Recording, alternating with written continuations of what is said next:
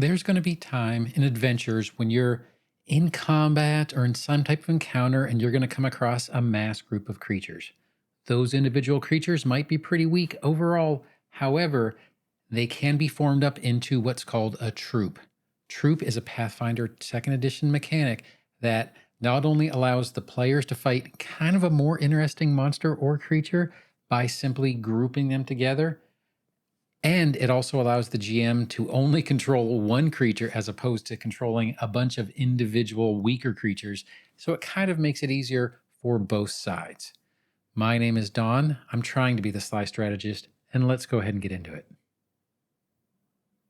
A troop is a good way to battle a bunch of smaller enemies and give them actually a way to fight back against a kind of overpowered party, since they are comprised of many individually weak creatures. So a troop is an organized collection of component creatures. Typically, they are going to be small or medium in size, and they work as a cohesive whole or as a single unit in a combat. When a number of individual creatures, of which they would usually be pretty weak, they will group up to overwhelm the party. At that point, they become a troop. They usually consist of individual creatures that have grouped up into a formation.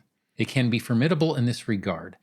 Troops do kind of come across as like a swarm. It's similar. However, there are some very distinct differences between a swarm and a troop. It does have a lot of advantages because rather than having to track a dozen different creatures, the GM only has to manage one large one, and troops can also allow for a narrative movement. What we mean by that, and you'll see as we talk about troop movements, is that they will have to form up in order to actually move. Since they are a unit, it is a way for them to keep their defense up.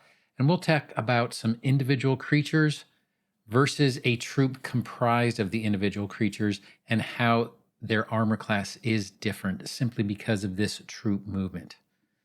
Now, when we're talking about sizes, a troop is 16 squares in size and has 2 hit point thresholds in their hit point entry.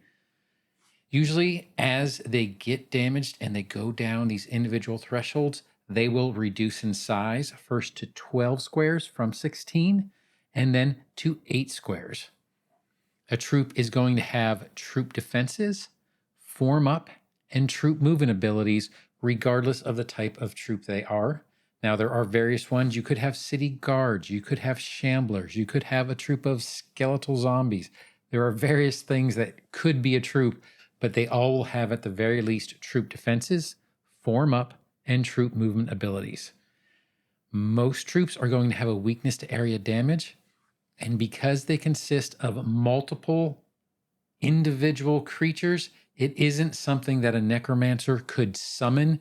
They could summon the individuals maybe over the period of multiple rounds of combat and then try to form them into the troop, assuming that the party didn't already kill the ones as they were being summoned.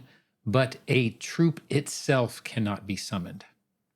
With that, I want to go a little bit into some more finer points on troops, and I'm probably going to take that to a battle map. Now, as we mentioned before, a troop is a grouping of smaller component creatures. So the 16 zombie shamblers on the left are pretty much the same as the shambler troop on the right. They both take a 4x4 square. The difference being on the right, they will be acting in concert. Now, a troop does not necessarily have to be 16 creatures individually. Now, as battle commences, these individual creatures will get damaged. And as a troop, they're going to have certain thresholds where they will actually change in size. The first is set at 2/3 of their maximum hit points, which is 60. And the second is at 1/3 their maximum hit points, which is 30. Once the troop drops below the first threshold, it'll lose 4 squares, leaving 12 squares remaining, and the first threshold becomes the troop's new maximum hit points. So in this case, if they somehow were healed up, They would not go to 90, they would go to that first threshold of 60, simply because there aren't the same number of troops involved in the combat at that particular time. So their maximum hit points could not go further up because there is no longer 4 additional troops. Once the troop falls below the second threshold, it loses another 4 squares, leaving 8 squares remaining. And the second threshold becomes the troop's new maximum hit points. In this particular case, that would be 30. Now, there is a case where a group of monsters that are a troop could restore its size and its maximum hit points. However, the troop would need to actually spend downtime to use some type of long-term treatment, such as treat wounds, possibly some battle medicines, possibly some spells, as well as normal recovery on its casualties, or to recruit new members to replace the fallen. At 0 hit points, the troop is reduced down to 4 squares, which is too few to actually sustain a troop. So it disperses entirely, with a few remaining members either surrendering, fleeing, or easily dispatched, depending on their nature. Let's talk a little bit about damage. So for a single target effect, like a strike, cannot force a troop to pass through more than 1 threshold at one time. An example of this is for this zombie shambler troop has thresholds at 60 hit points and 30 hit points. If it were to receive a strike, and it doesn't matter how big, let's say for 70 damage, would leave the troop at 31 hit points, just above its second threshold of 30. Now, a damaging area effect or multi-target effect can cross multiple thresholds at once and may also destroy that entire troop in one shot. However, a single target effect cannot do the same. Now, non-damaging effects like spells with an area that targets all creatures in a certain proximity will affect a troop normally if they affect the entire area occupied by the troop. If an effect has a smaller area than the entire area of the troop, or it has a number of targets, it will typically have 0 effect on the troop.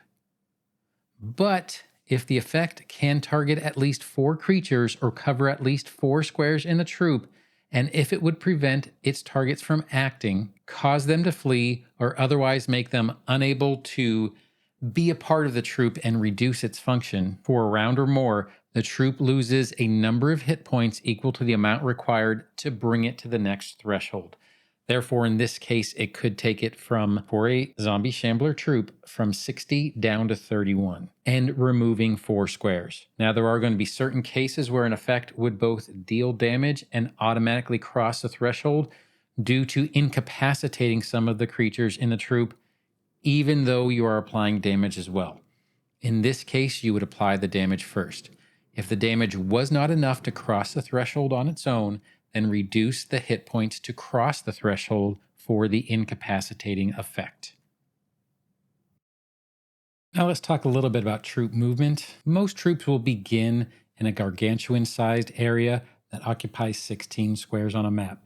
Typically, this is a 4x4 square, however, it does not have to be. It could be 8x2 or any other potential configuration as long as all of the squares are connected. There is really no specific rule that states that it has to be a 4x4 square, nor does anything particularly dictate how many individuals make up the troop.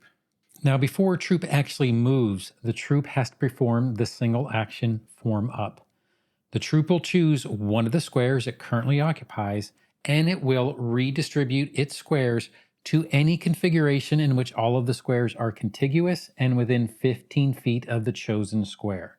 And one important thing is the troop can't share its space with other creatures when it performs the form up single action.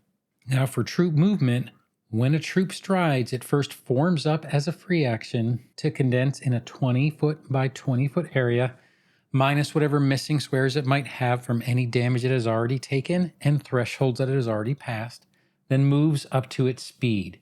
It works just like any other gargantuan creature moving. For instance, if any square that the troop were to enter was difficult terrain, the extra movement cost applies to the whole troop, even if only one square passed through that difficult terrain. Now, I hope you enjoyed this video on troop and troop movement. It is a pretty unique combat system. I like it a lot. Troops are kind of fun to fight against, and especially when you get to the different thresholds and how the fact that a single action thing like a strike can't actually totally wipe out. It doesn't matter how big that hit is because you can't hit all 12, 16, however many creatures there are in that troop, you can't hit them all at once. So I really do like that mechanic, and it adds a little something extra and maybe something a little unexpected to your adventures. Now, I do hope you enjoyed this video, and if you did, feel free to like, subscribe, or hit that notification bell. But whatever you do, I hope you have a great day and happy adventuring.